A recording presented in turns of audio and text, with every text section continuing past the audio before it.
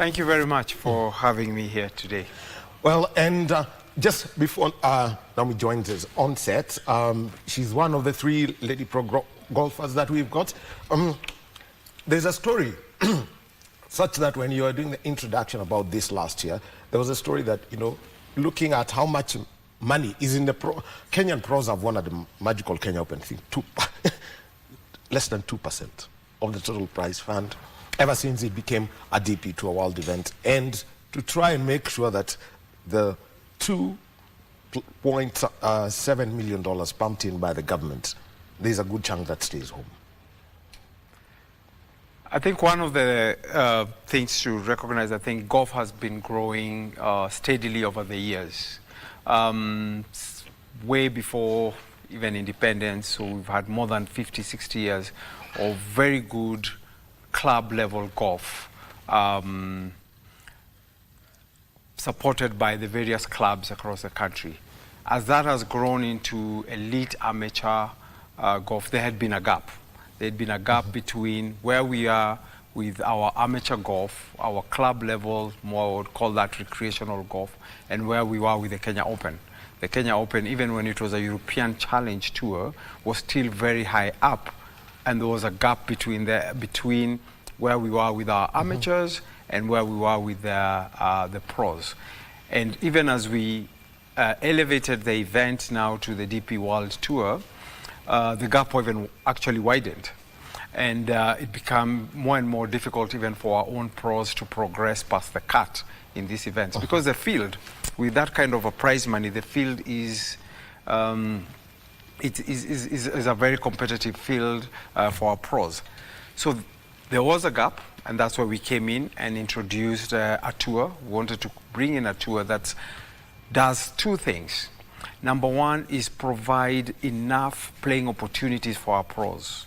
Our aim was to have at least 12 events in the course of 1 calendar year at a level which would allow the total PGK has about 80 registered pros on their roster. So that would allow a majority of them to play, since they will not all of them be getting opportunities at the Kenya Open.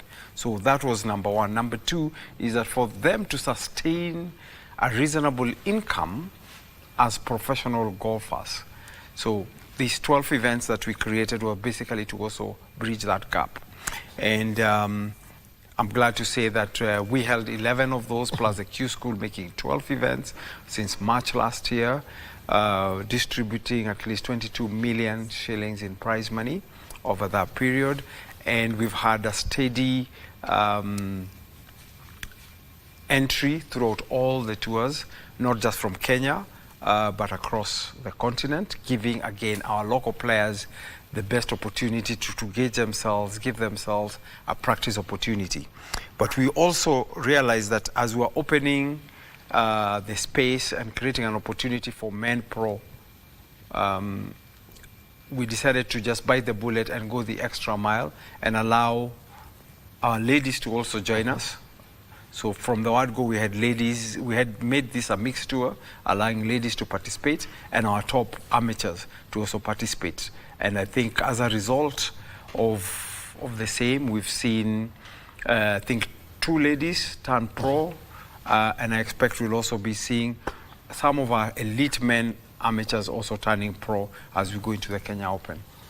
Actually, there's something you mentioned about this, 11 competitive events, but there's something you mentioned, the Q School. Just give us the whole concept of it, about how you qualify or try to create a standard for those who could now play, say, in the first of the 11 events. Yeah, so all tours in the world actually do stage a Q School, and this is where it's more like your relegation zone, if you are to think in football terms. So to qualify to play in the tour, you need to have played in the Q School. But if you finish, say, in the top 50 of the tour, you automatically get automatic qualification to play in next year's tour.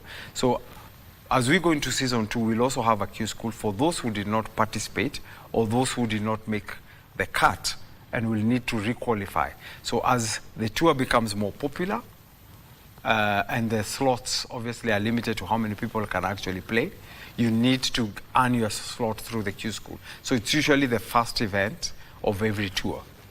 Well, and by the way, one of the beneficiaries of this tour, and somebody who's not going to be playing in that tour next season because she has graduated to the bigger one. It doesn't have the D, the development. She's done the development. She's not going to be playing in the main tour. Is now Mofula. Now, a very good morning to you.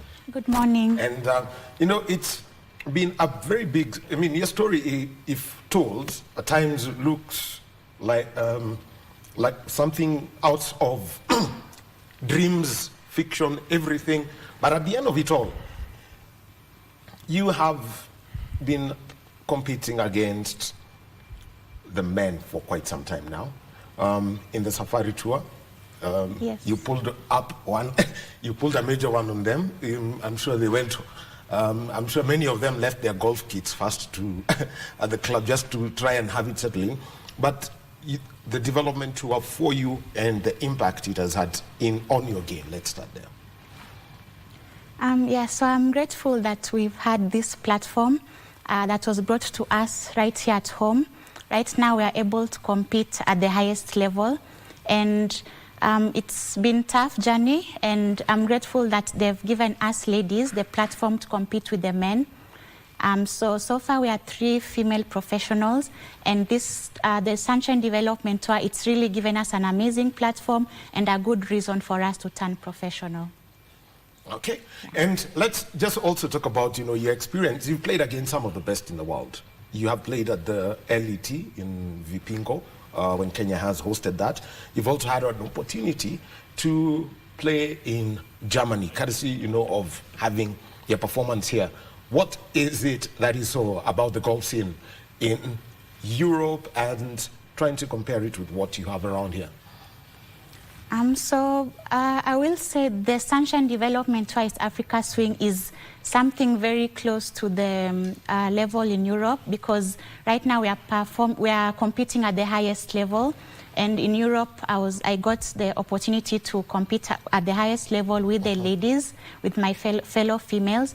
And through the SDT, I'm happy that it has opened doors for me to go international again. So now I can head to South Africa and test my level of game with the best females in the world. Yeah.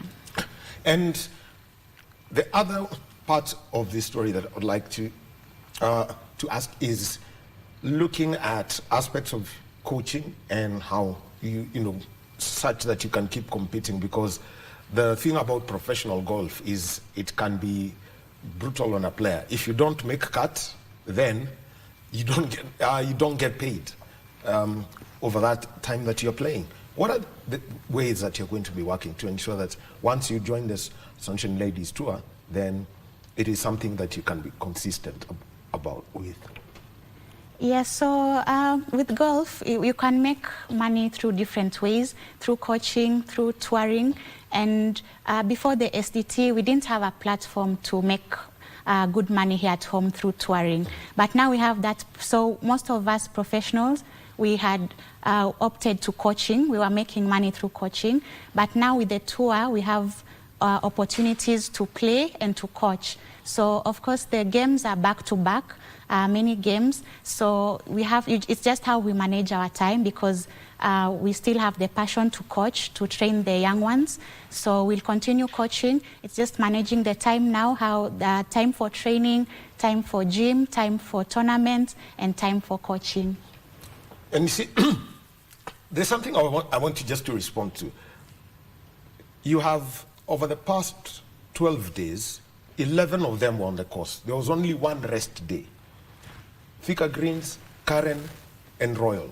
What was that roller coaster, I mean, for those 2 weeks? Because I think that's the highest frequency of golf I think I have seen at the even at pro level here in Kenya.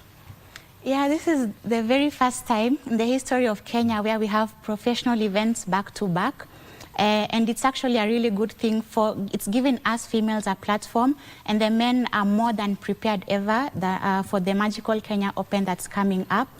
And so it's a lot. You just have to, on our end, as players, we just keep fit, we watch our diet and do a lot of gym to keep both mental and physical strong. Avoid the 19th hole. I know that's where, that is one place where I don't think anybody would want to be. But you know, looking at the standards that you have seen, because previously we've seen when the safari tour has been managed, at one point there was a decision to raise the level of a cut. And there was even a day one cut where you say, if you play over +8, that's it for you on day one. But how are you, because most of your events have been over 3 rounds. So what's the story here about managing the level of play? Such that if someone say, such that +5, +6 becomes not normal anymore. I like the first scenario you brought in, that for the first time we've had 11 days of play over 12 days. What we've seen in previous Kenya Open with a lot of our Kenyan pros is that by the second day, the pressure is too much, both psychologically and physically. And what these tours have done this year, number one, is prepare our pros in playing 3 days of competitive golf continuously. And what we did with SDT is sometimes to reduce travel expenses, would have 2 events back to back, like the ones we had at the coast. The first ones we had one at Thika Greens and one at Ruiru.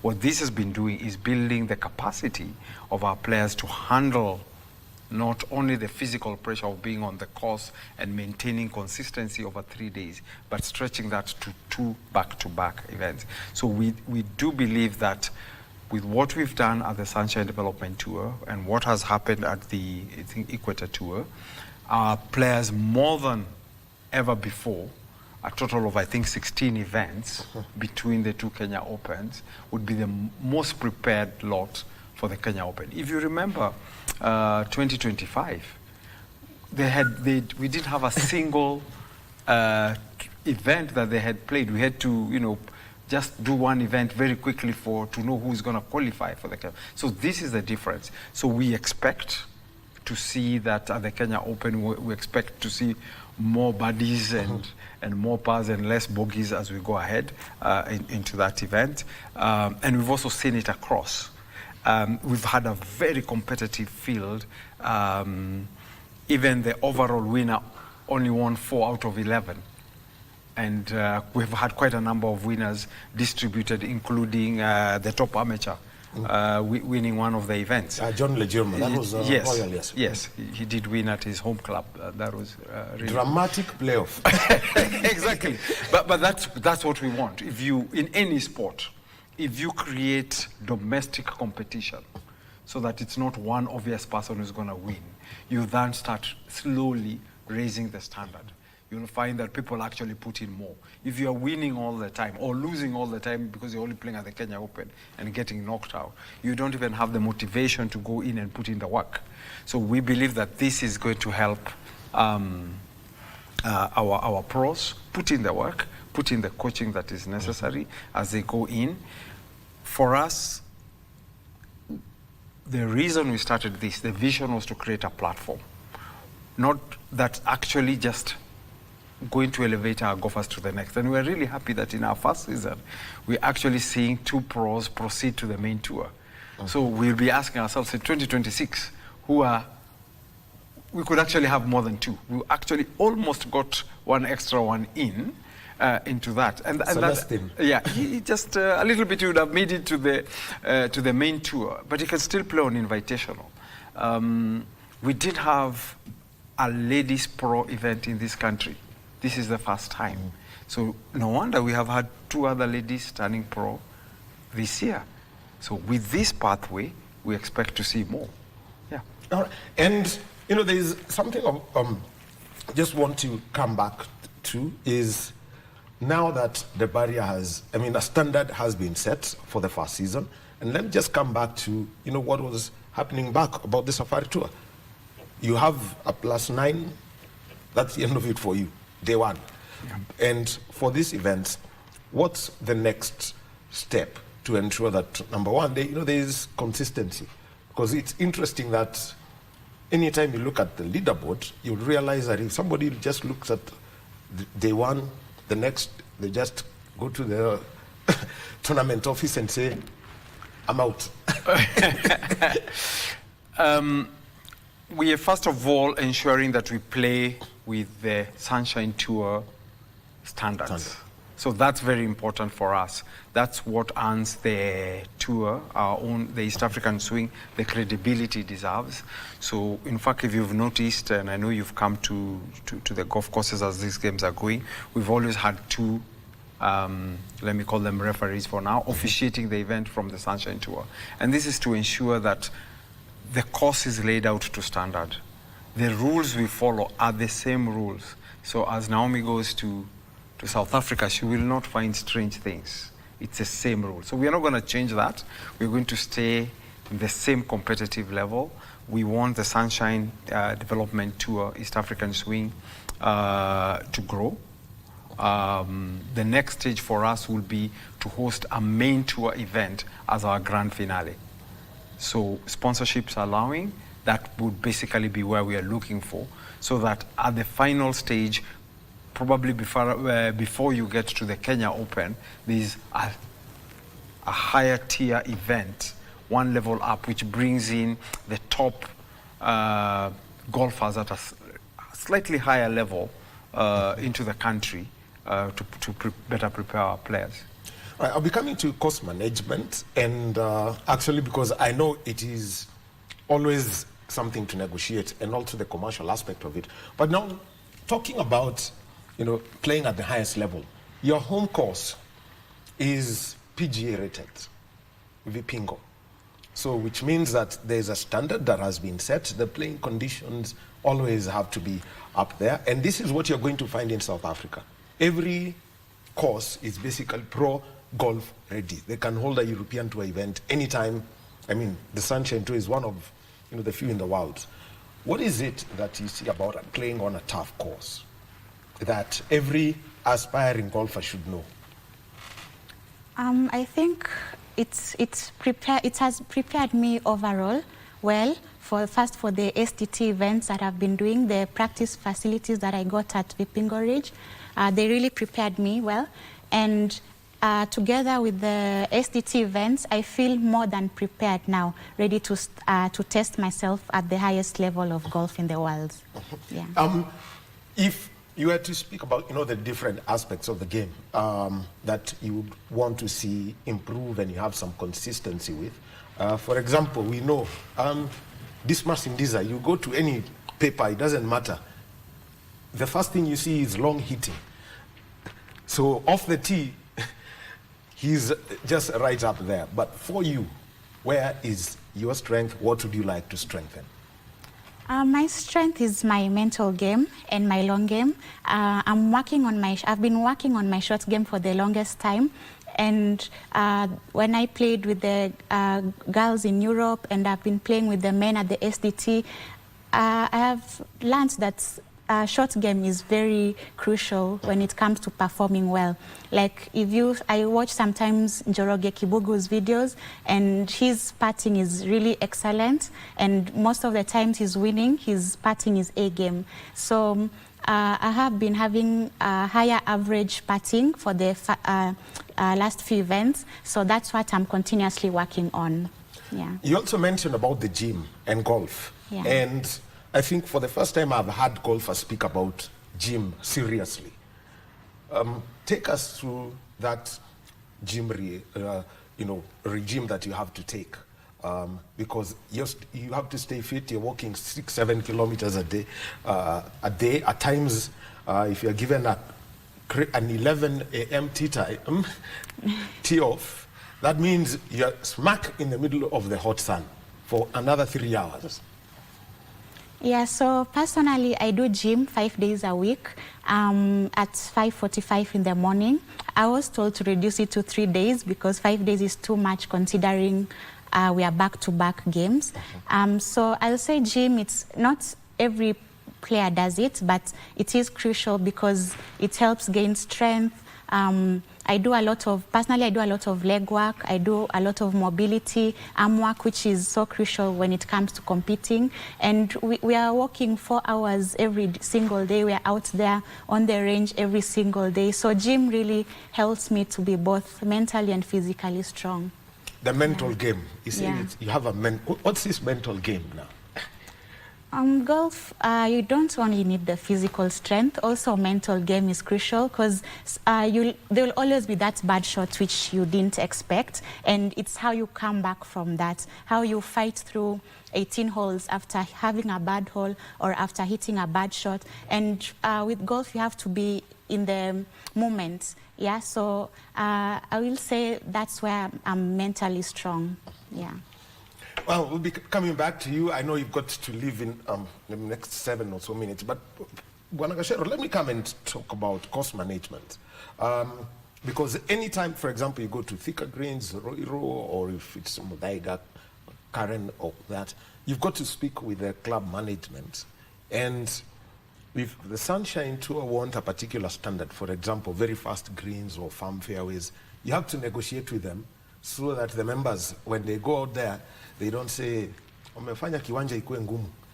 But how have you been negotiating with them to ensure that you get this, the standard that is required? First, let me start by saying that just by trying to host this tour, we created a bit of a strain in the ecosystem.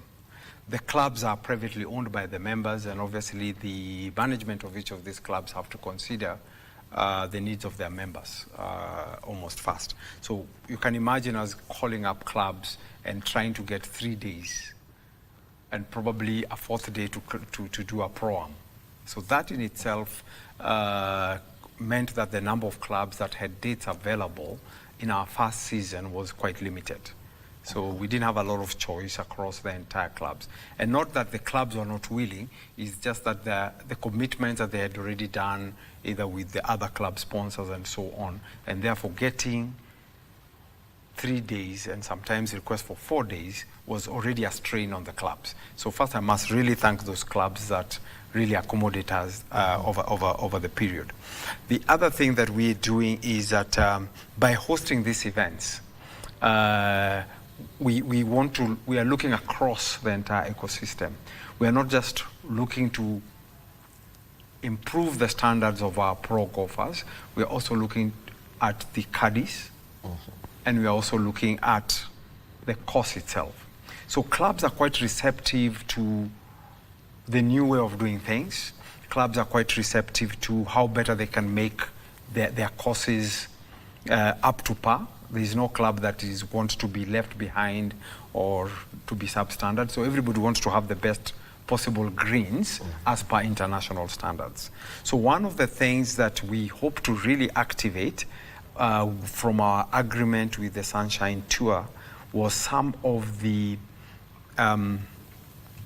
add-ons that they were offering us in terms of bringing agronomists into the country to help the clubs and so on. The same way we do for Kenya Open. You'll notice the DP Tour normally will bring in the agronomists way before that. So in the second tour, we're going to tap into that. It's something that was offered to us even in the first season by the main tour, but because of the budget constraints in the first season, we are not able to do that. So the clubs that we'll be going into and the ones that we are putting into the club will be looking to leave something that the members will start benefiting from directly by having a better course within their own space. So be it from the greens, from the fairways, they will getting top level advice from the best in the trade. Yeah. All right. The other one is bringing together sponsors and making them have, that feeling of value, that there's value coming back to them. I know the Pro-Am is one way. It really works for the host club and also for your sponsors, but keeping this going through and through such that they can come back and say, I also want another 2 back-to-back events. When you're starting a new sports property, irrespective of any sport, there is always the wait and see from a majority of sponsors. Let's see where this is going. As I said, the club golf was very, very well established, probably more than 60 years legacy. The sponsors in the space already understand the kind of returns they get from club golf. We don't want that to reduce because that's still very important for the ecosystem. What we wanted to do is create another property altogether where most of those who are also in the club golf can start seeing added value for going into the professional golf. It's actually in this country that you find, because we didn't have a pro series, yes, our coverage of golf in the media, including yourselves, was very limited because, you know, there's not so much you can talk about club golf. But when we go into the pro, you will notice the interest across board changes. Yes. In the first few days of the Kenya Open, the whole interest was never on the foreign players. It has always been on the local players. We all get to the course there and walk and follow the players and see. And we saw that also at LET in Vipingo. We wanted to cheer on. So you've been watching all our news and reading all our articles. Yes, so because that's how we do it. The first 2 days we say, this match in these are finished, is lying 16th. Yes. Then if no Kenyan made cut. and after that we reduce the number of minutes allocated to the event. From 2.5 to 2. Yes.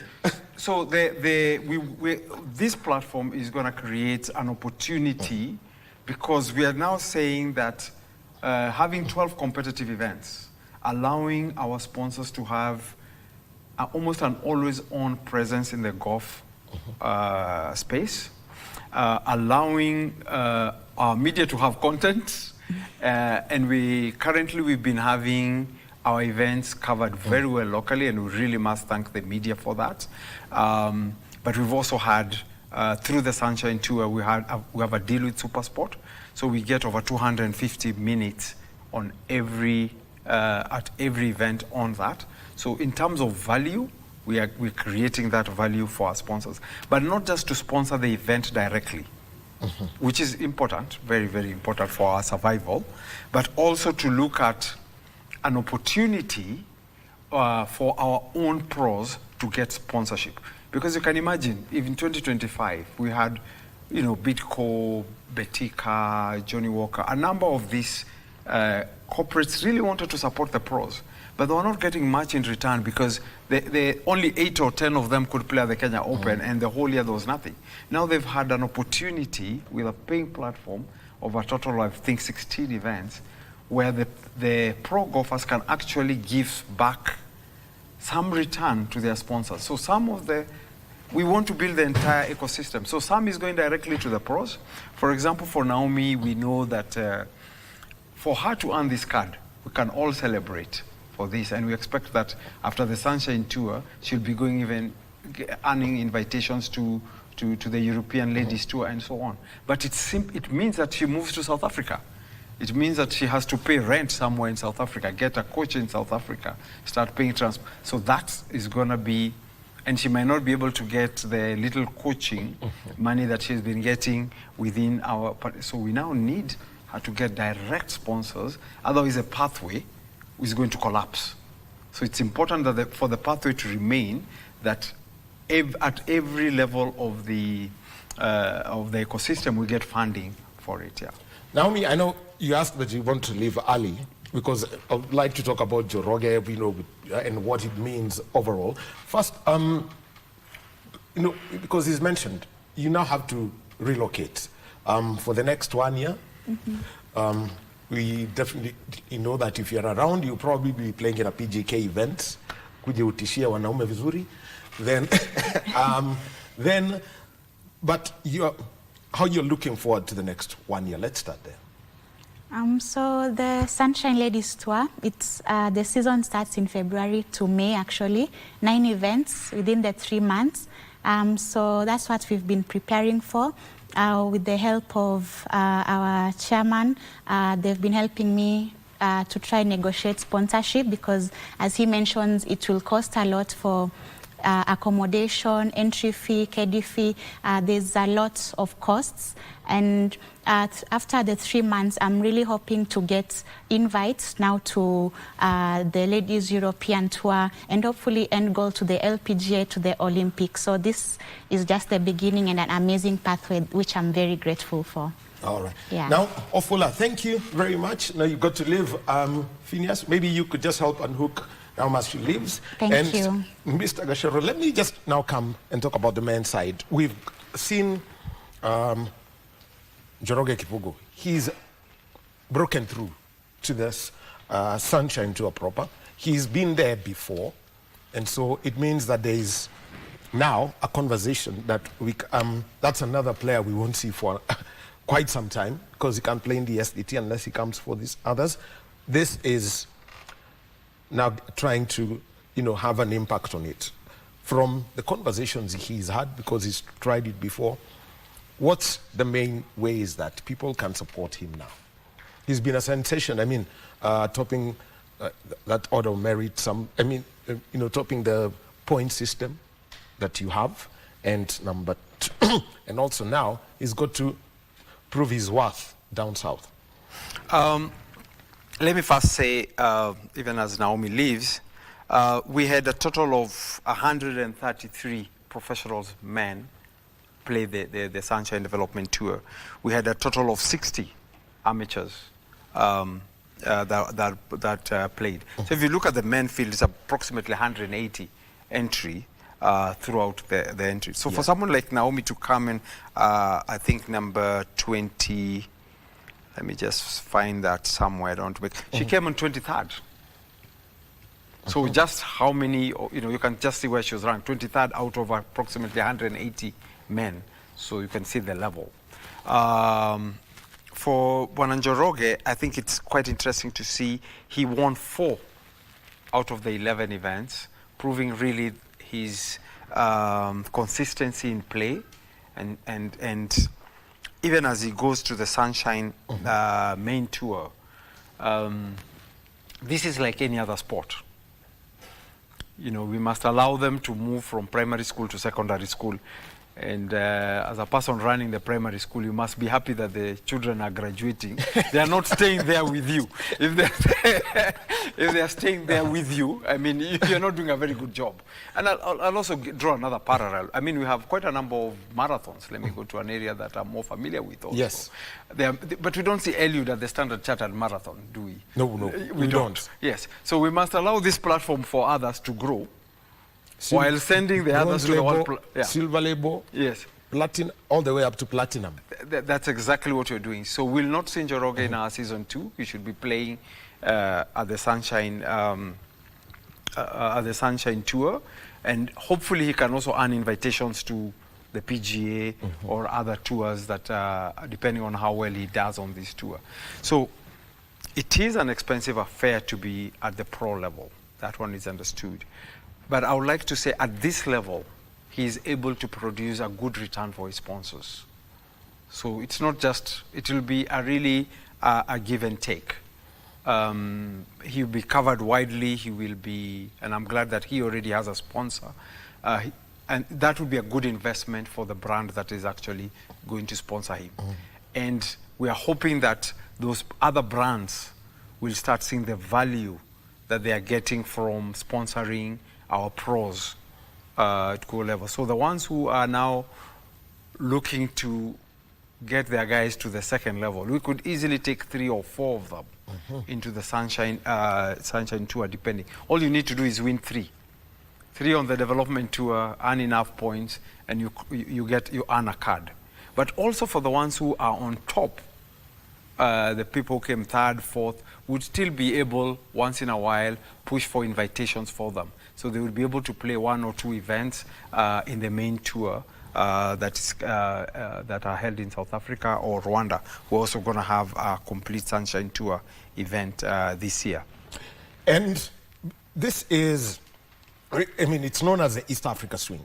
Majority of the events were in Kenya, but you hosted them. You had 2 events outside, I think. What was the reception of the pros in Rwanda, for example, Uganda? Before we started this tour, if you went to the world ranking, all the Africans, except for 1, were from South Africa. There was only 1 from Morocco. Yes, correct. Now, after we started this tour, we have lots of Kenyans in there.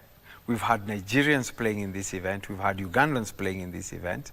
So basically, this tour has been a blessing within the region for golfers to be able to come and play in this event. So the reception has been great. We did start off with the majority of the events in Kenya. We started off with, there was one event held in Rwanda in September last year. They're still on our calendar this year. We have added another event in Uganda. There will be one event in Uganda in this season, and another one in Tanzania, which we are still trying to negotiate and put it in. The idea for the Sunshine Tour themselves was to have 4 development tours on the continent. Is to have one on Southern Africa, which is usually called the BET, one for East Africa. The Big Easy. The Big Easy. One for East Africa, which is what we are running, and one for West and one for North Africa. This would actually give African players a starting platform, because what we find now is that they play events that are not part of any tour. They don't earn them any points on the world ranking. Therefore, they don't get invitations to bigger tours. They do not have a pathway to qualify for the Olympic Games. So these tours actually at development level are going to help them. One of the things you'll notice is the prize money. You mentioned quite a huge figure for the Kenya Open. Yeah. $2.7 million. Exactly. I don't even want to convert it. So for us, for each of these events, we've kept them at 2 million. Shillings. We've kept them at 2 million shillings. Somebody may think dollars, and but that's what it's 2 million. 2 million shillings. Distributed among the people who make the cut. So you'll actually see that we've kept it at a really manageable level, one that to ensure that the program stays. We hope to raise it, or raise it for some of them, where we have better sponsors, but keep it within a range where we can say for the next 4 or 5 years, the event is happening, and there's no, with certainty, because it's also within the pocket range of our economy in terms of what the sponsors are able to afford. As you've seen so far, we've been having, we had Betika take 2 events because it's within a reasonable budget to take on 2 events. We had APSA take on 2 events, and that's actually the model that we expect to see come on in 2026. We want to see corporate brand take 2 or 3 events and elevating them. We had Johnny Walker support us over 6 events. Across, spreading their budget across 6 events. And we will also have other sponsors coming in at that kind of level, where they come in not at the title, but as a second tier, but supporting us across. Because that allows us not just to support the prize money, but all the expenses that go around hosting a 3-day tour. Yeah. And becomes very interesting because it gives you a naming right for every stop that you have for the tour. Yes, that's it. So in fact, the response we've gotten from the sponsors is, depending on the categories they were in, that category was already taken at the Kenya Open, and therefore they could not participate at that level. So we're opening a platform for them to be able to participate at this level across 12 events. I mean, it would be happy if we had someone for all the 12, but I think spreading across several sponsors is also going to help us become more sustainable over time. One thing you've mentioned is, and I would like to make reference to the last Olympic Games. 60 golfers qualify for the Olympic Games, and the lowest ranked, because there is a limit to the number of golfers from any country that can join, was ranked around 350. So basically, think of it, 400. Just like the case of Angela Okutoi. Everyone wanted to see her get into the top 400. She could have had a slot at the Olympic Games. This number, ranking 400, and the points being collected, and how this works, especially for those who want to, for golfers who would like to be at the Olympic Games. And remember, if someone goes and earns points at the Sunshine Tour proper, that's bigger movement for them. So across all sports, most federations will be looking to ensure that they have players from as many countries as possible on the starting line of the Olympic Games. So just like golf, you have 60 golfers at the start. You're probably going to limit, go with the world ranking, but then limit the number of golfers you have per country. So you might go to 2, which is the more common. But remember, these rules are reviewed almost at every Olympic Games. So that allows a person who is number 70, if the US had already 5 people, Korea maybe had 5 people on that list, it allows more people to come down.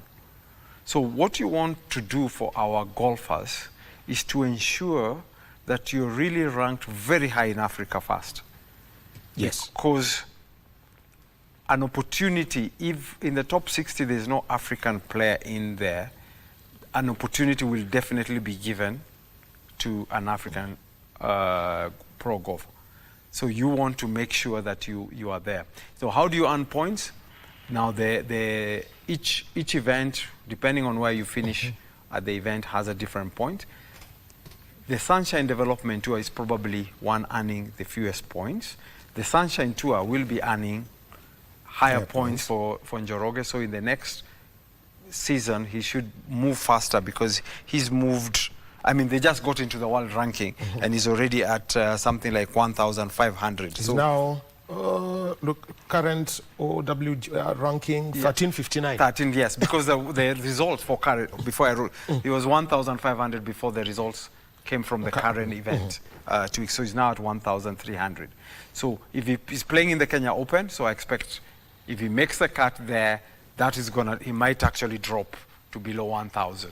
So he's on the right path, playing an entire season, and I think the qualifier ranking would probably be one year or so before the early Olympics. Yes. Traditionally at the Olympics, there are 26 sports. Kenya has only managed to field 6 disciplines almost at each event. The last one in Paris, we also had fencing, so that was a new one. So it would be good for a country that is really among the home of golf. We are the biggest golfing country outside South Africa on the continent. So it would be good for us to actually earn a slot there so that we can spread our reliance and hopefully one day get a medal outside boxing and athletics. Yeah, and hopefully tennis, she's going to make it too. Yes. Well, everyone wants that surprise athlete, somebody who's going to, upset apple cart and do that. 2026 season, what dates would we be looking at for the SDT? I don't have the date exactly, but we'll have the Q School the first week of April, so that we actually get an opportunity for those who had not played before to start earning a card into that. So we'll start in April and go all the way to February 2027, where we hope to have our grand finale again, just like this year. Timing it well again, just before the Kenya Open, so that our pros get the maximum training and practice sessions they can before. What event? How many number of events are you looking at? We are looking at 12 events across this season. So that would be on average one a month. One a month. And as usual, we try and make them back-to-back where it's necessary. For example, if you're going to the coast, so that we just reduce accommodation and travel costs for our pros. Well, thank you very much. Peter Gashero is the chairman of the Sunshine Development Tour East Africa Swing. Season 1 came to a close, topping the rankings. Njoroge Kivugo, he's not going to be playing in the Sunshine Tour, so next year we'll be seeing more of him on Paywall TV. So that's where we'll have to get a lot of stories about him from. And we've got Naomi Wafula, who's also going to be playing in the Ladies Tour. And so it's going to be 3 months, February, all the way to April. So there is a lot that's going to be happening for her. So we've got lots of stories to come from the golfing front. Thank you very much, Nagasha. Asante. Yeah. All right. And now we take a break and we've got highlights from the FKF Premier League. Bidco versus Gor Mahia. Gor Mahia won by 2-1. And then the 6-goal thriller, that was APS Bomet versus Shabana. Collins Akito Kilo.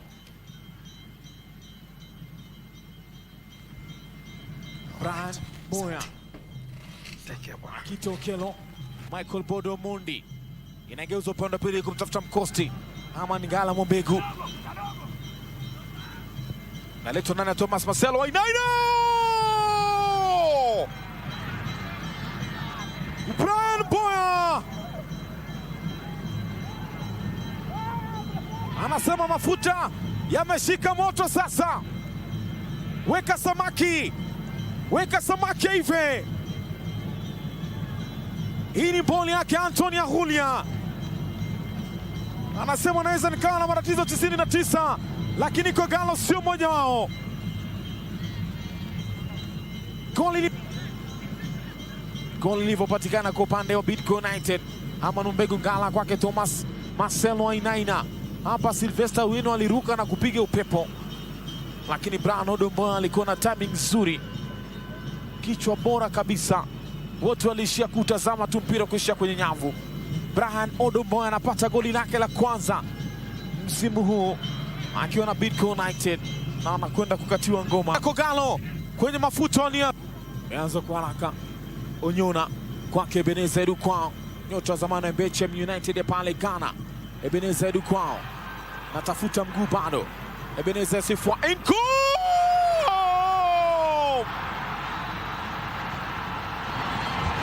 Ebeneza Sifwa Inkum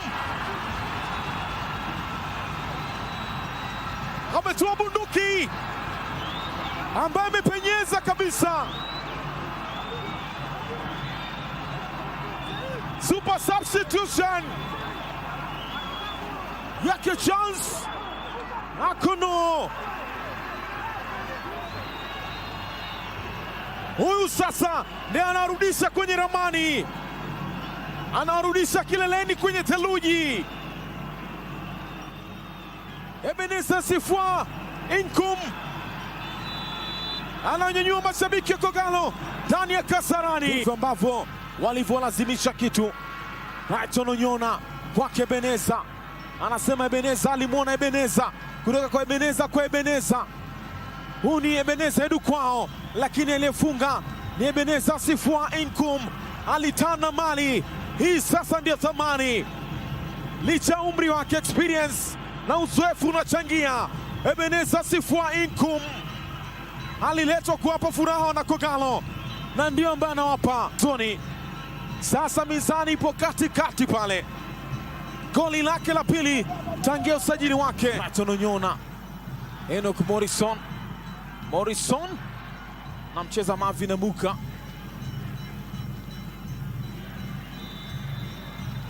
Patrick Sombe amekwenda chini.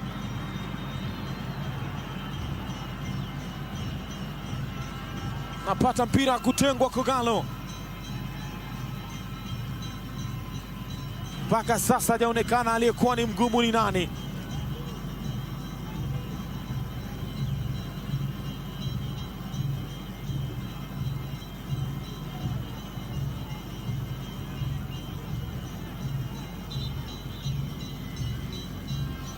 Nafasi kwa Kogalo Gor Mahia.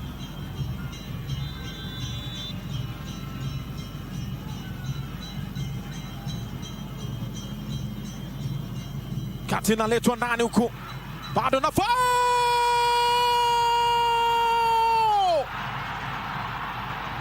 Ochuoga Paul, kama ulikuwa umeweka sufuria iliyojaa mawe ndani, iepue sasa. Paul Ochuoga amekuja na nyama ng'ombe iliyoshiba. Leo Kogalo watashiba. Hii theluji wameizoea Kogalo. They are used to being on top. Wamezoea kuwa kileleni. Paul Ochuoga is the guy. Paul Ochuoga is the man. Paul Ochuoga for you. Kakiwa hapo kileleni, walipata mpira kutengwa, ukaletwa kwanza. Paul Ochuoga kaiona theluji kule juu ya dari. Huku ndio utawapata njiwa wanataga mayai yao. Ndo sehemu za njiwa hizi anapokupenda Paul Ochuoga. Dakika za jioni kabisa, wanaondoka na zote tatu. wameipambania kweli kweli, wamezitafuta kweli kweli. Polo Chuoga anahakikisha kuwa Kogalo wanaondoka na 3. Oh! Otete Good Life Charles Sakono amesema sawa Mangoli, nipe kadi ya njano. Shabash, karibu sana ndani ya Kericho, karibu sana ndani ya uwanja wa Wilson Kiprugut Chumo, ni ndani ya the Green Town ya Kericho. Wapo nyumbani mafande utawala APS Bomet kuweza kupepetana na Shabana Tore Bobe the Glamour Boys. Nafasi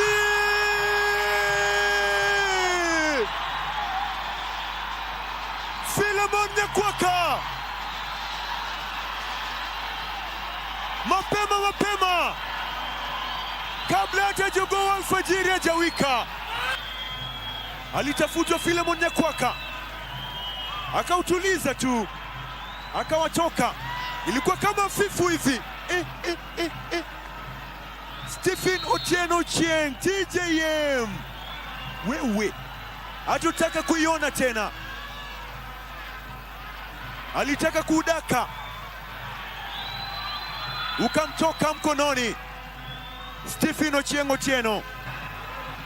Bronson Subuga Seromira amerudi kulia. Bronson Omundi gusa, achia kwa Bronson, pembeni ni Chira, anatafuta tena Bronson, kina mekaa imara mlinzi Masibo.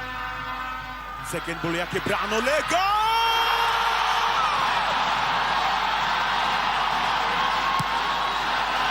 mwiba kutoka Entebbe. Brano Lega, welcome to Shabana. Ameaminiwa leo na Peter Okidi. Sengima, Brano Lega alikuwa naisubiri tu, akaikontrol, akaachia fataki na kushoto. Angefanya nini Bob Cedric? Ni shuti la kufa mtu. Afe kipa, afe beki. Brano Lega. Watu kutoka tawi la utawala wanasema ni watch party wameitengeneza.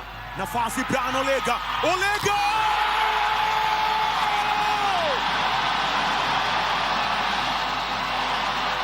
Ukituma usisahau na ya kutoa. Brano Lega Junior again. Radi inapiga kwa mara ya pili.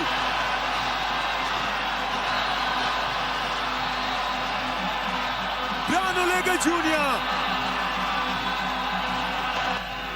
Ilichezwa ndefu naye Marco Kola, walizubaa walinzi wale wakati. Brano Lega Junior anaachia mkuki mwingine tena, unamdhuru Bob Cedric na kuwapa goli la pili vijana wa Shabana the Glamour Boys. Wenda wakachukua alama 6. Bronson Subuga Sendi anaitaka jezi mapema. Kubasu, kadi ya njano amempa kazi rahisi sana Lucy Juma. Joseph Masibo na anaonyeshwa kadi ya njano.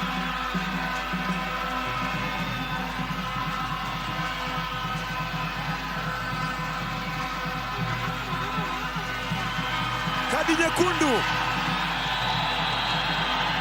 itatoka kwake Captain Chris Wilunda.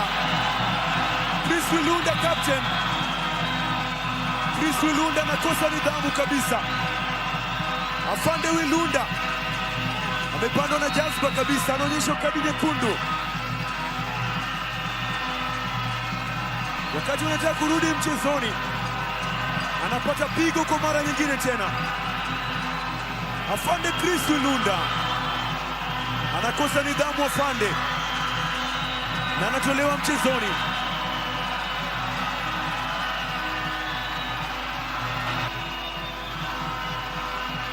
Maxwell Kubasu alikataa, naye Bronson Serumira kataka kuitoa kadi, lakini maneno yake Chris Wilunda wenda alimpa maneno kweli kweli Pilato wa leo. Pembeni Lawrence Kibet Lau. Meachia pasi kwake nguvu mpya Dickson Mwangi. Dickson. Naicheza Kipkemoi, nafasi! Ni yule Wasai tena. Afande Philip Wasai. Anapenda nyavu Wasai. Anawapa goli la pili. APS Bomet.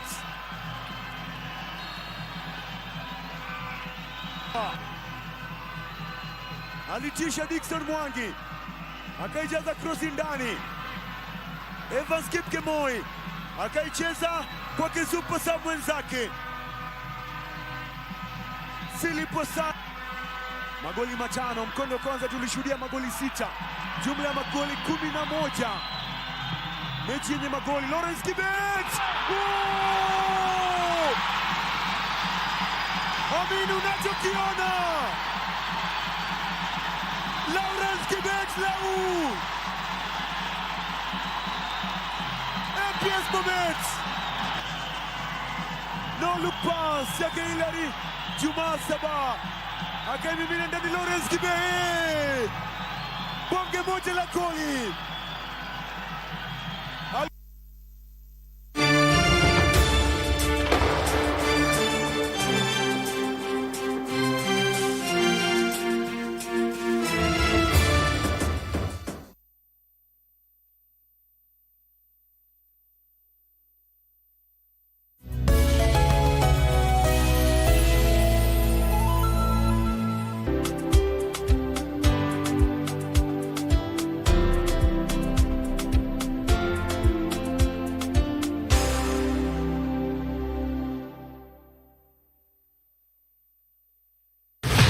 Je, wewe ni mpenda soka?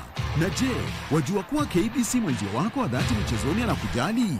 Ndio maana KBC Channel 1 hukuletea taarifa na uchambuzi wa soka. CAF ndio wamechukua usukani humu nchini, barani Afrika na ugaibuni, ikiwemo EPL, Serie A, Bundesliga na ligi zingine.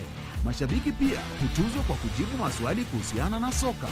Swali letu la leo. Haya yote ni kwenye kipindi cha Dunda Dunda kwenye KBC Channel 1 kila Ijumaa kuanzia saa 5 asubuhi hadi saa 6:30 mchana. Nawahimiza Wakenya waendelee ku watch Dunda Dunda show. KBC, wenzio wa dhati michezoni.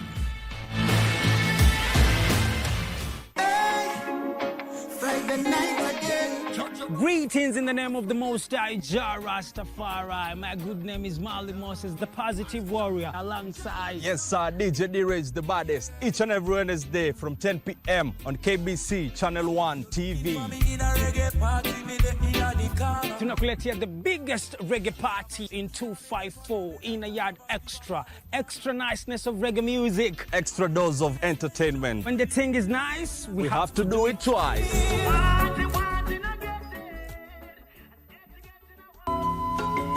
Heard of him? The hospital's president, Mr. Congo. Oh, hello. Nice to meet you. Nice to meet you. Welcome to our hospital. You're very pretty. Thank you. But now that I'm pregnant, I'm always feeling so nervous. Hey, don't feel nervous, okay? This is the most critical time. Seeing this, it helps me let go of my sadness and forget my troubles. Usman! Hey, Usman! Usman, are you okay? With these two hands, I want to save as many children as I can. She needs surgery. Only you can do it.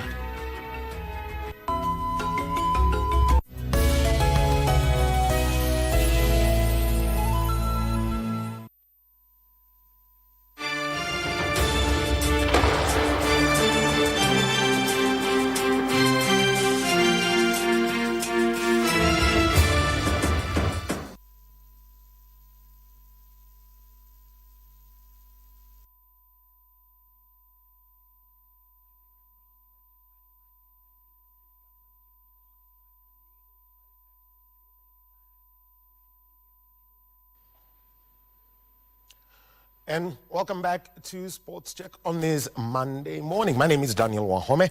Well, from a conversation about golf, we now move on to a conversation about a sport that is in every way American. We're talking about baseball, and it's been 55 plus years of the sport being right here in the country. And last year, there was representation in Mexico, and that was at the Baseball 5 World Championships. And to speak about that and work being done to ensure that the sport continues growing, we've got the President of Baseball Kenya, Dr. Titus Mutweri. Daktari. Yes. Good morning and welcome. Good morning, Wahome. Yes. It's a pleasure to be here. I think September last year was quite a moment for Kenya's young players, and this has helped raise, has helped Kenya move up places to, would be saying now 63rd in the world. 26 places up is quite a thing. But baseball 5 worlds in Mexico. What was the biggest takeout for the youngsters who are there? First, probably to correct you, Wahome, is that in the convention of baseball, yes, we are position 63 in the world, but in baseball 5, we are position 9. And this is what you've got in the world, yes. This is baseball 5 ball.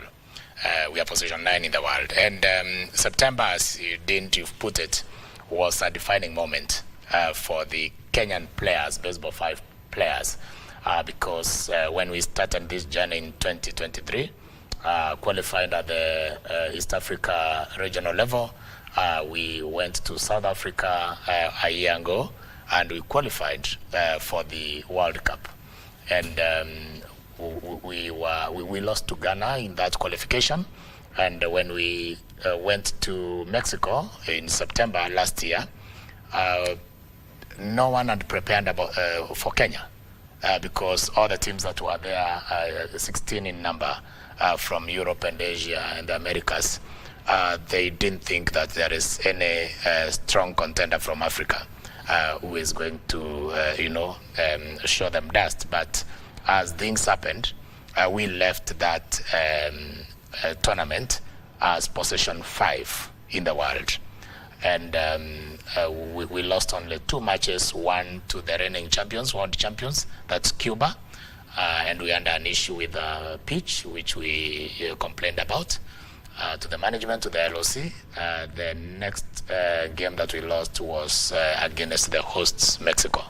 But all the other teams that were there, we had a beautiful game, and we emerged position 5 in the world.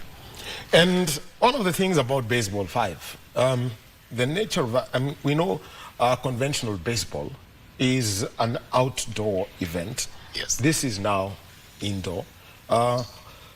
Every time I have a conversation with basketball, handball, netball, volleyball, they always come and say, look, we play outdoors, but it's not the case. What's been your story of trying to make sure that you get venues where you can have baseball 5, which is ideally a very good developmental form of the sport? The beauty about baseball 5, actually the concept came from the IF, the International Federation, because we realized the challenge that the world has in acquiring equipment and tools for playing the conventional baseball. Because for you to put a kid into the field for conventional baseball, the kid requires a bat, a glove, a helmet, balls and all that, and there is the catcher's gear. So the whole thing is an expensive endeavor. And now minds came together, and the baseball 5 was invented, and it was launched in 2019. And for Kenya to be where we are is because baseball 5 is an urban kind of sport that can be played in many surfaces. It can be played in a curb paved environment. It can be played in an indoor stadium, and that creates more opportunities because not many institutions, schools can afford the massive field of conventional baseball, and that has helped us a lot. We can play it even actually outside. It's not even necessarily an indoor, a covered space. You can play in the street, and provided you have the dimensions of the field that you require. And now Kenya starting to play this sport together with the other countries at the same time All right. has given us our upper hand. So, Doctor, we'll be coming back to that. Okay. The story of Baseball 5. And remember, this is a conversation that,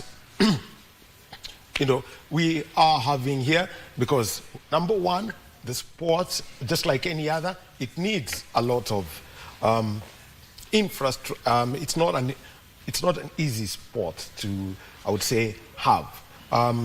Looking at what people talk about baseball bats, you could have one made of aluminium, or you could have another one that is made of wood. Then when it comes to the gear, the helmets that are safe, I find it interesting that border riders ideally would be using baseball helmets for safety. That is not supposed to be the case. Getting a proper diamond and one that can be there, because we know we may not have a stadium like what the Red Sox would have, but at the end of it all, it is getting that. Number two is coaching and having consistent competition. That is another factor that we would like to have, and also making sure that it continues growing. The other thing is getting the right surfaces and having the sport understood. I have come across people who say, remember, it is this sport that helped change fortunes for them. They've become coaches, they're working with children, they go back to their communities and do a lot of outreach, doing other things, what falls within the wider concept of what is known as sport for development. So that is something that, we would all like to have a conversation with Dr. Titus Muturi, who is the president of Baseball Kenya, an American sport.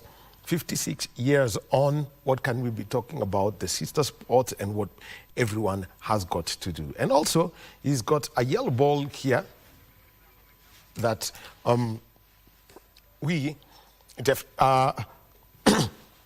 he's got a yellow ball here that, he could tell us about how it works. So, Dr.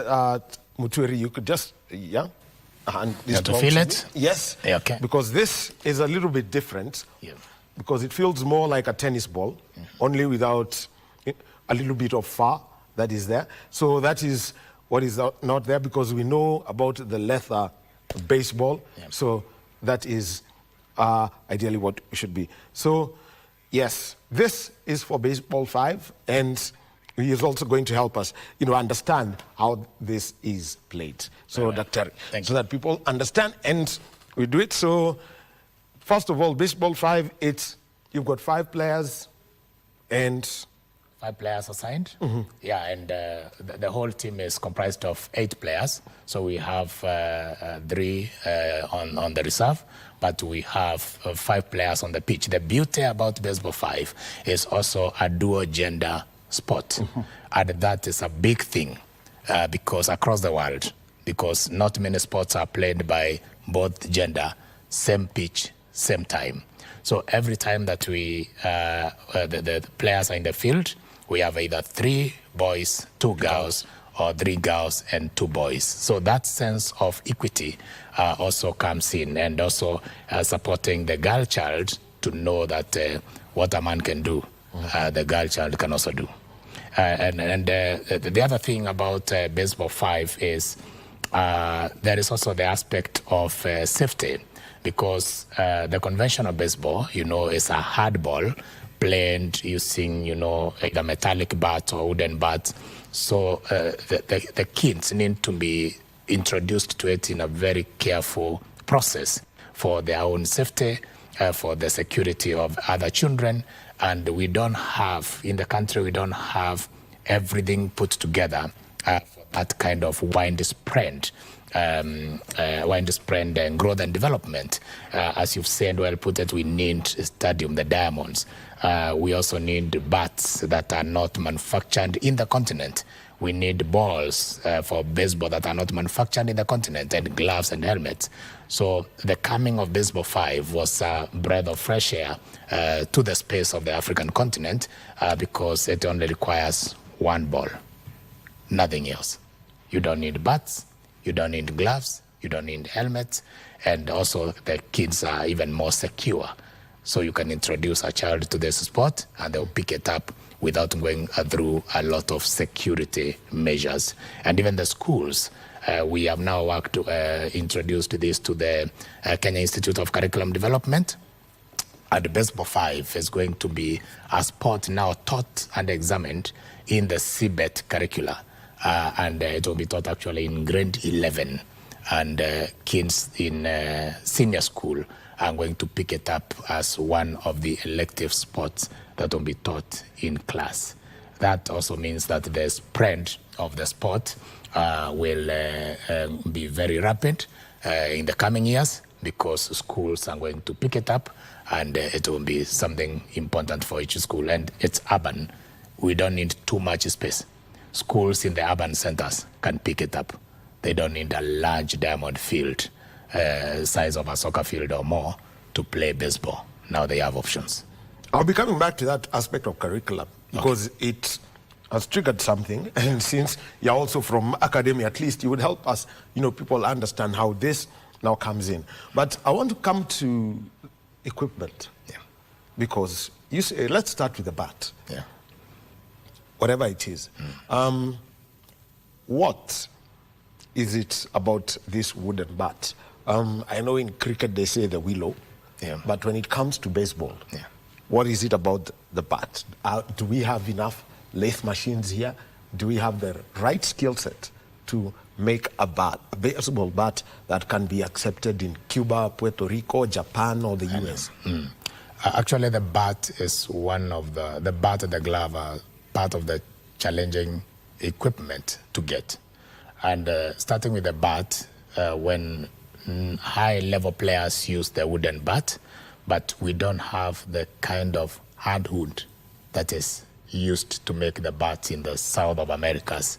So even getting the wood that is favorable to make a wooden bat here locally is a challenge. That's one of the major challenges. The second, and also there's also the seasoning process of preparing the bat so that it can be useful for a long time. We've tried doing it, and we've gone to the local carpenters, and they have produced an exact replica of the bats that are used in America or Japan. So but then the case of no fundis allowed in this shop. But then they break so easily. And we've used our best hardwoods that we have here.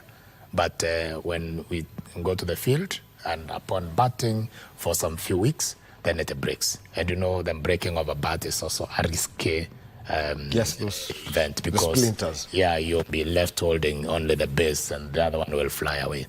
So it's important to get the correct wood. Which is this wood?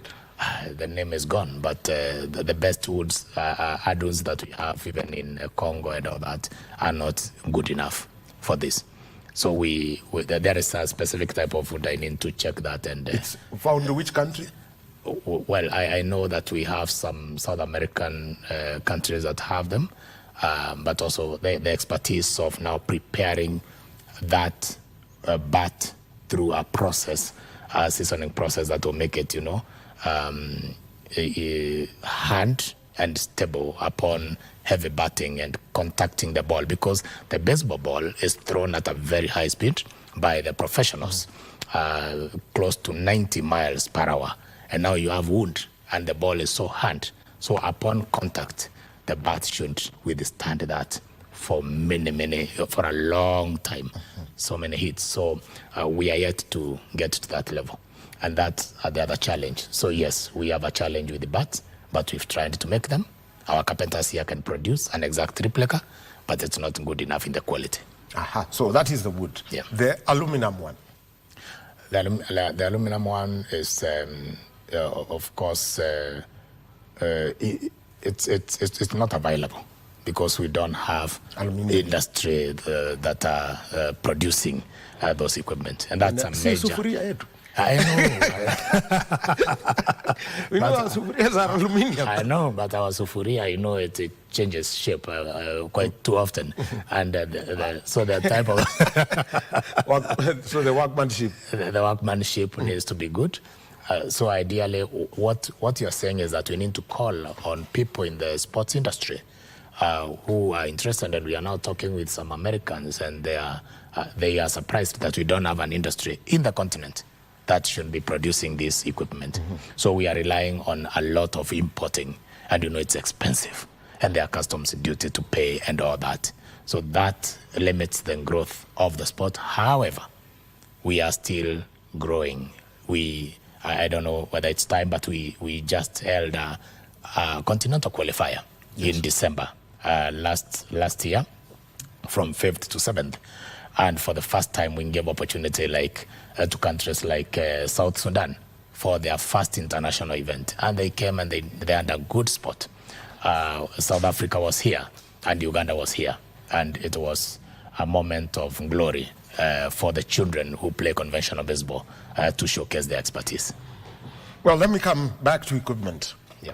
Gloves, made of leather, but you need a certain skill set because of the stitching and because also it looks more of something you can use to scoop the ball with, not necessarily, goalkeeping type. Has anyone tried to make that equipment? In Africa, no. Only one person with some collaboration, I think, if I'm not wrong, in Japan, who has tried to make the gloves in Nigeria. And of course, the quality, I can't talk much about the quality, but it's something that we also need to do locally. I've seen now we have some of the gloves, all of the important in the Kenyan high-end malls, but they still may not be good enough. So even when we try to get into it, the quality is something that we need to look at. But we have a good, we produce high-end skins here.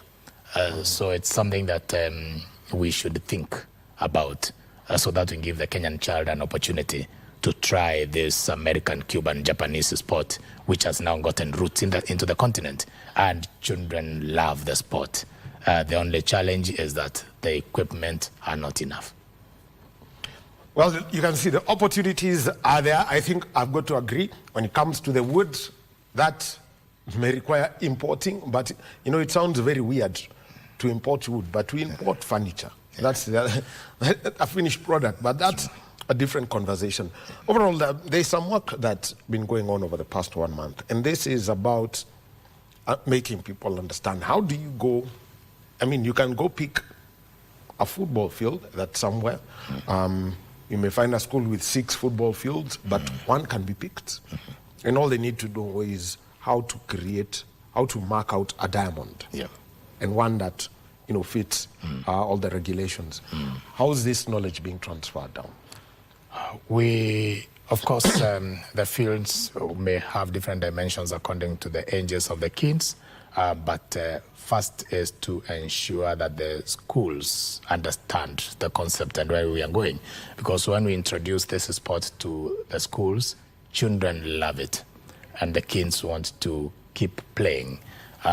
We need to secure space for them. And the challenge is that when you have a baseball field, you cannot use it for something else. Just like you cannot use a golf course to play soccer. So when it is a baseball field, it should be used to play baseball. You can use a soccer field to play baseball, but once you get a good baseball diamond, you cannot convert it. It must be protected and used solely for baseball. We have the international dimensions baseball field at Jomo Kenyatta University of Agriculture and Technology that is being done by If We Build It, .org, an organization of friends from North America that have come in and they have supported immensely the development of a baseball facility in JKUAT through a collaboration with the university. And I can say that they are now finalizing on the second field. They are side by side. And there is also another sister small field adjacent. And this is one of the best facilities that we will now have in the continent. Across Africa. It will be at Jomo Kenyatta University. And very soon we will start seeing the world trooping in to the Jomo Kenyatta University as a favorable space for showcasing international baseball activities. And people now across the world know of the facility, and it is almost not complete, but still work in progress. Actually, let me just talk about this now, because so that viewers can understand this concept that you've put out. Yeah. You can use a soccer pitch to play baseball, but the moment you set up a baseball diamond, that's it. Yeah. Just give us that concept of a baseball diamond. Because as much as people are calling it a diamond, think of it, if you think of it from the point of a square, then it would work well. So there is one corner. Yes, that is, of course, it's like this. Yeah. So here, this is the home, and then you have the first base, and then there is second base here, and then there is third base and coming back home. But this extends far off, quite some meters from the home, and where you can hit the ball hand with the bat and it will fly away before it gets to the edge. It's quite some distance, and this, of course, changes depending on the age of the players. But once you've done that and you have some backstop, you have the backstop, which is behind the home plate, and you have dugouts on both sides of the diamond, it's not possible then to use that field for anything else. So actually, dugouts, what he's calling is what in football you would say the substitute's bench. Yes. So that people, we call it the dugout. That's where the team stays as they are waiting for their turn to get into the offense or to bat. So it's once you make a standard pitch, a standard diamond, then you cannot come to put other things, other structures. It will not be professional at all. Because running where the runs have got to be made is permanently dug up. Not grass, it's actually a track. Yes, it's a sort of, a space that has been scooped, and the running space, maybe you can see that. And those, you can see there is some grass behind the inner field. So that where the grass is, that is the outfield. And the outfield, yes, you can have grass. You can still even have grass in the infield, but the running track that is marked with chalk should be, left like that. And you cannot use this field for anything else. You can only use it for baseball. And you can see there is also the fencing there. So we can modernize this to make it more beautiful, more comfortable, and that is where the organization at JKUAT is really looking forward into doing. Yes, so that's the baseball pitch that's at JKUAT that is being set up, and so that means the fence is ideally to help for to have what? The home run? The fence for the home run is the one that you can see on the far end, the green, maybe 1 meter fence there, but we can still raise it in an international setting. But this other side is the bleachers where the team, or rather the fan, sit, but also because the ball is hand, you have to protect the people who have come to watch, and that's why we have that mesh to protect the viewers. Yeah. Have you brought in that American concept where if I catch the ball somewhere in the stands, I keep it? Is that one here? Yes, for the home runs. For the home runs, because that one ball is worth too much. It depends on whose hand it is. So when the way we say that. If it's an international, an MLB player, when the ball is on their hands, it's too expensive. So when you get it, once they have hit it and it has gone beyond the fence and it's a home run, it's such a moment of pride for a child to grab it, because they will keep it as a souvenir for the years to come. Yes. Wow. So there you've had it, and now let's actually talk about work being done to improve the technical, the coaching and the competitiveness of our players, both for 5 baseball 5 and conventional baseball? Maybe to start with the conventional baseball, last week, 2 weeks ago, we brought in trainers, experts from Canada to come and train the umpires. The umpires are the referees.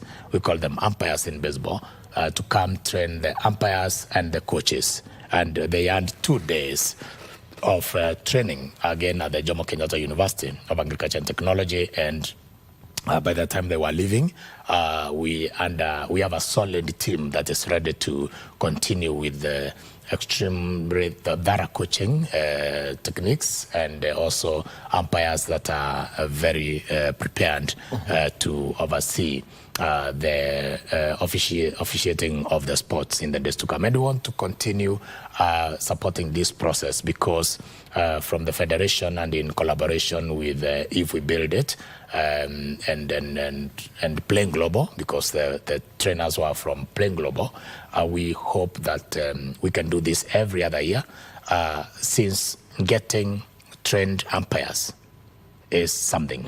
Getting trained coaches is a lot of work. And in Kenya, we don't have coaches who are at advanced stages, who can be, or umpires at advanced stages who can be called to officiate international games. That is for conventional baseball. For baseball 5, we have young, vibrant men and women who have gotten into the space of officiating the sport, and we have used one of our best umpires like Brian Manyeki to umpire to officiate international World Cup events. Actually, was the home plate umpire during the World Cup in 2022 between Japan and Cuba. And yes, that's a tough one. Yes, and and they are doing a great job. We are happy on the side that, or rather the progress that is being made by the young Kenyans who have gotten into the umpiring space, especially for baseball 5. It's impressive, and we are now. Last year we were the team in the world that had accumulated the most points globally in baseball 5. So we were at the top of, in 2025. No other team in the world had accumulated ranking points more than Kenya. And that's also a very proud moment for us, or thing for us. And that's why we also need to advance in all areas. If we have good kids who are playing, we need good coaches, we need good umpires, we need good proper systems. One other thing is competitiveness. It is always said you can tell the quality of a national team at international level, or basically, there's a time before, African players could go to Europe and wherever they were based at home, and you'd tell how good a country's league is just by looking at the national team. You mentioned that in Mexico, Kenya was the surprise package. Even, finishing 5th is no mean feat out of 16 nations. How then do we keep that level of competition and improve it? I can promise you, Wahome, we are looking at Kenya being the country that will represent Africa in the Youth Olympics in Dakar, Senegal, in November this year. And again, we are going for the gold medal in that Olympics. And what is surprising about baseball 5, and the world is surprised on what magic Kenya is using, is that we have kids who have immersed themselves into the sport. Kids from Nairobi, Mombasa, Migori, Nakuru, and many other places, and they spend a lot of time. We have kids who don't go home for holidays. Even last Christmas, they were in camp, and they don't want to go home to celebrate Christmas because they know what it takes. And the national team coach, Joel Wangisho from Masara Primary School, together with the management, they put up a small pitch for baseball 5 at the center of the school compound. and children are coming from that region, skilled, talented. So it's a lot of work. Let me say it's a lot of work that is being put, investment being put by the coaches. And one of the best hitters of last year's World Cup, Samuel Onsongo, a young boy from Kajiado, was the best hitter of the World Cup in Mexico last year. That tells you we have the cream of the players, and that's why Kenya will be the team to beat when we go to the Youth Olympics in Dakar. The world knows, and I hope they are preparing for that. Well, we already have one team that is knocking on the doors of the National Olympic Committee of Kenya. We know athletics comes in straight. Rugby sevens is another team sport, and getting a gold at global level from team sport is something that we really, really would love. So let me bring out something you said. And you said that at grade 11, it's going to be an elective sport. Yes. Through the CBE curriculum. So how are you working with KICD, the Ministry of Education, such that, there are those who see sport being taken too academically with so many things, is such that whoever brings it, if you take football, there's a way you would try and test it. You'd have someone, taken through the paces, volleyball, rugby, but baseball 5. How are you making sure that it is understood the correct way? Because I consider every sport to have its own technicalities, unique to each sport. True. This is, of course, the initial stages is to prepare the PE teachers. After doing the curriculum, because the curriculum was worked on, after the curriculum was worked on, we then you prepare the syllabus so that now the teachers can get a structured concept. But now you need to train the PE teachers who will be doing the instruction in class. Besides that, some of them may become coaches, so you also need to convert some of them to coaches so that they are able to coach the players within the school setting. Or you can prepare coaches from outside, then they keep visiting the schools. That will help the implementation, because there is the academic angle where the kids are expected to learn the sport, know how to officiate, and know how to develop and understand the field dynamics and all that. But also there is now the aspect of the actual play, developing a team of kids who can play and represent their schools. That will require now a coach to come in and do that. And now what is happening is that we intend to oversee this process. And the World Baseball Softball Confederation are very keen to see that this training takes place. And there are modules, online modules, that are available for PE teachers to go through, and we are preparing a system that will take them through that process. Because what's coming out the collaboration that you have is the concept that you are taking the arts and sports pathway will make you necessarily a good athlete, a good footballer, but at least, there are some things, if you can't run fast, you can't run. You can.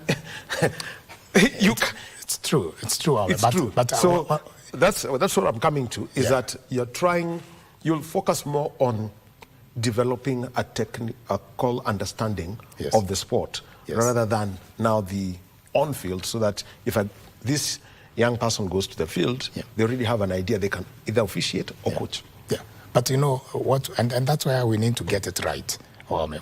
For each sport that we see, there is a lot and too much skills that get into it, because someone worked as a coach, another person came in as a referee or an umpire, there's a team manager, there is someone who is doing research, and all these people need to understand the sport. So there is work for everyone. There is someone who is maintaining the field. They need to understand the sport.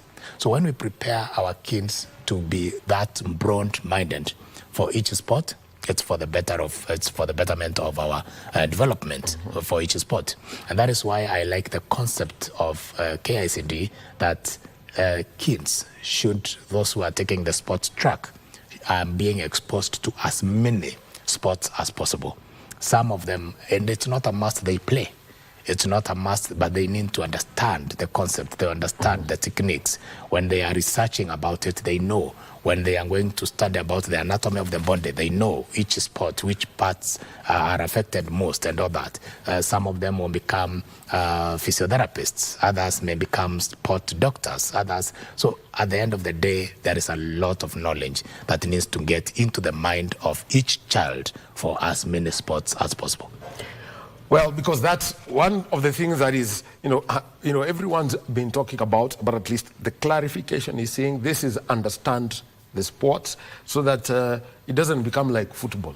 Yeah. Where, the story about football is football has only 17 laws, but everyone interprets them the way they wish.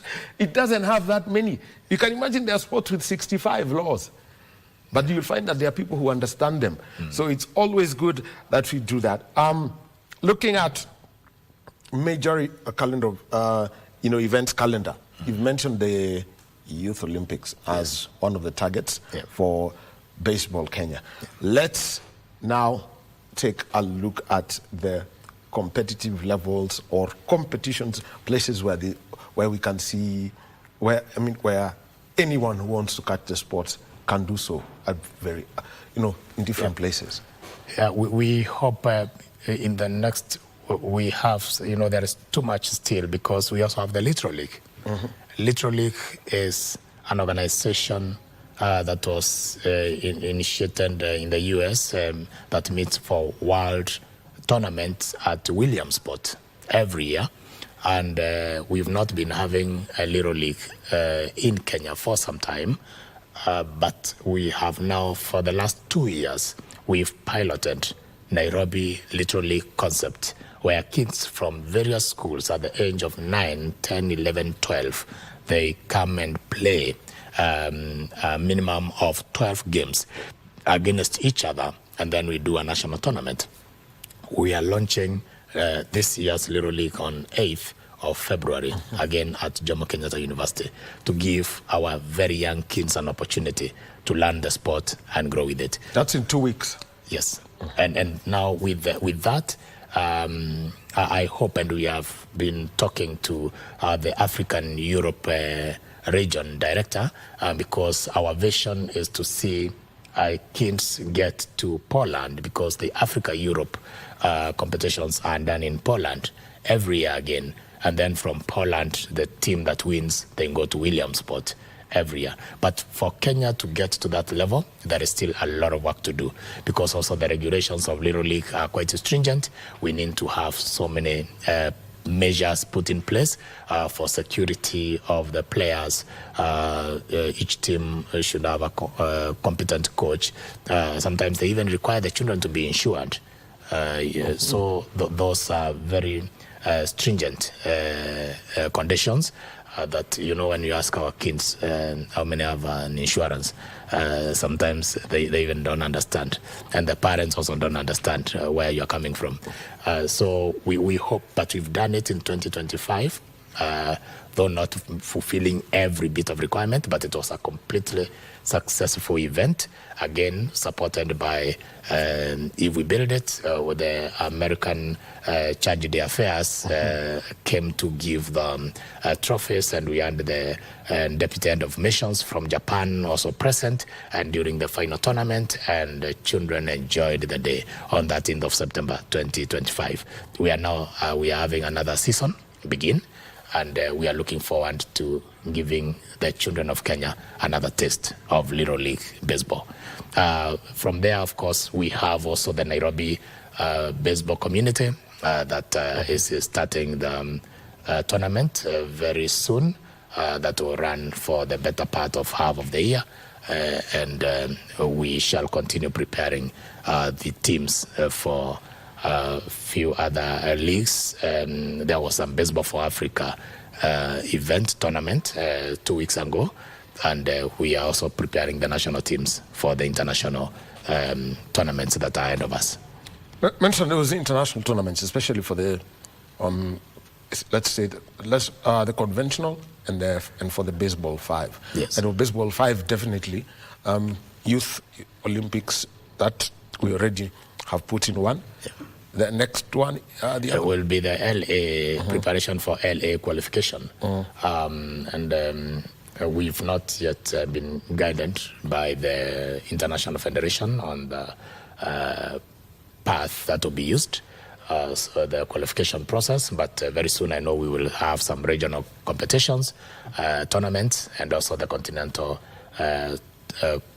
Championship that will now advance into the Los Angeles 2028. Maybe between either late this year or early next year, we shall be getting into that. So what we are doing now is that we are preparing players for that, and we hope in the next a few months, we shall have a lot of, we shall start kick off the residential trainings, mostly during the holidays in April, in August, and in December, and we shall keep on until we get the calendar of the qualification process, and then our teams won't be ready for that.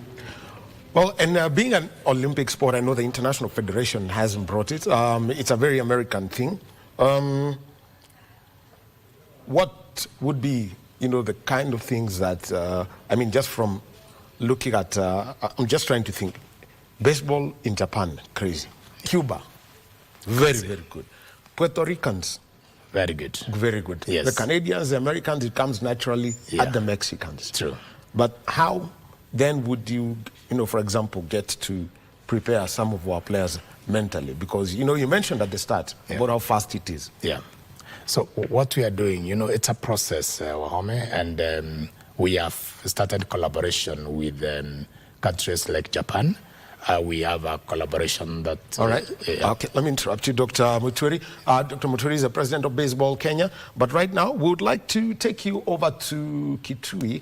And today is the International Day for Clean Energy and making sure pollution is heavily reduced as you do your cooking and that. And the Cabinet Secretary for Energy, Opio Wandai, is in Kitui. Let's join the celebrations of the International Day of Clean Energy. This year's International Day of Clean Energy here in Kitui County. As is now customary, we take these celebrations to the counties, to Mashinani. That is where real action is. And that's why we are here today. And as we celebrate this very important International Day, our message to Kenyans is that the government remains fully committed to its international obligations. But more importantly, to ensuring that it supports its people, that's Kenyans, towards adopting clean cooking solutions. Not just by word, but by action. We have made practical steps as a country which puts us in a good position to be able to realize our universal access to, of course, electricity, and also adoption of clean cooking by the year 2030. So all these things we do here are geared towards that global vision, whose bearer, is His Excellency the President, Dr. William Samoei Ruto. As a ministry, with our respective agencies, our role is simply to support him to ensure that his vision is achieved for the benefit of the people of Kenya. We understand that you will be commissioning some few projects here on electrification. Maybe you can tell us how many households are going to benefit and give us a national outlook in terms of electrification projects. As I've mentioned during my speech, that for the first time, the national government has made deliberate steps to accelerate rural electrification. That there are very many regions in this country, very many places, counties, sub-counties, and wards, which have not seen electricity since we attained our independence as a country. But under this administration, which is led by President William Ruto, as this PS was able to demonstrate earlier on, from September 2022 up to this month, we have been able to connect additional 1.2 million people or thereabout. That is phenomenal. And this year alone, this financial year, Kitui County has been allocated some 2.5 billion shillings to connect more than 20,000 households. In fact, 23,000 thereabout households to electricity. That's a very, very big number. And it's the kind of money that has not been seen coming to this county or any other county for a long time. So we must appreciate the efforts the government is putting in place and the deliberate steps the president and his government are making towards making every Kenyan have equal access to electricity as a catalyst for economic development and growth generally. So thank you very much. God bless you. Allow me to bring in CEO of REREC. What exactly is REREC delivering today for the people of Kitui? For the people of Kitui, we are here at the Energy Center. And as you know, we have 17 energy centers across the country. And just like the other 17 energy centers, this energy center particularly is very keen in involving the community and training them in areas of clean energy. Because we know this is important in terms of supporting government programs and the vision to attain clean energy transition. We train them in various clean energy technologies, solar systems, solar water heating systems, biogas and all that. And most importantly, we also provide technical capacity for the ones who would want to install this in their homes so that we can support the communities as we all transition to clean energy. Talking about energy centers, how many energy centers do you have across the country? Currently, we have 17 energy centers across the country, but our plan is to have an energy center in every of the 41 counties because we have seen there have been a catalyst in giving us the intersection between the community and a development of clean energy solutions. How does the aspect of clean energy push realize Kenya's commitment to clean environment? There are very many technologies, like I said. For example, in the use of these technologies like biogas, we have just seen the communities being given briquette making machines. This way we are able to conserve our environment.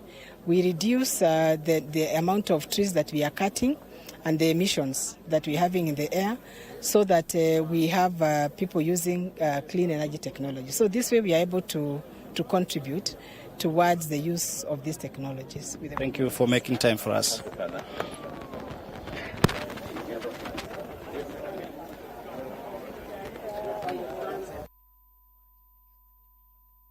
Of the International Day for Clean Energy, which are being led by Cabinet Secretary Opio Wandai. And last word from Dr. Titus Mutwiri, President of Baseball Kenya, as we close. Very well, so thank you, Wahome, and we have formed collaborations with international all countries that are doing very well, like Japan.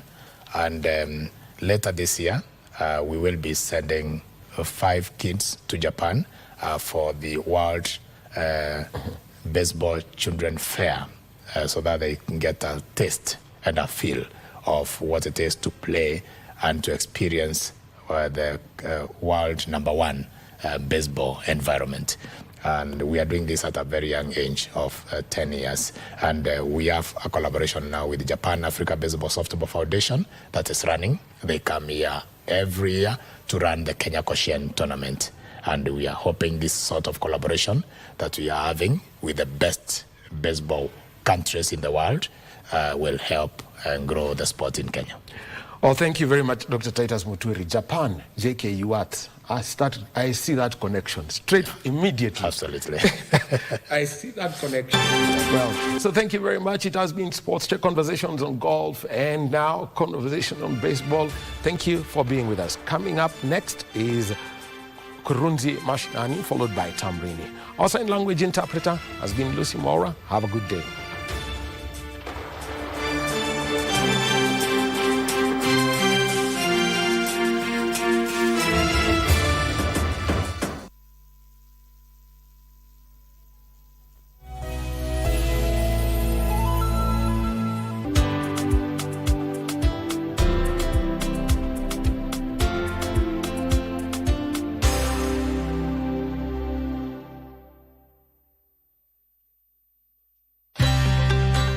Want to enjoy free-to-air digital TV with crystal clear quality? Here's how to get started with Signet. Step 1. If you have a smart TV, you're good to go.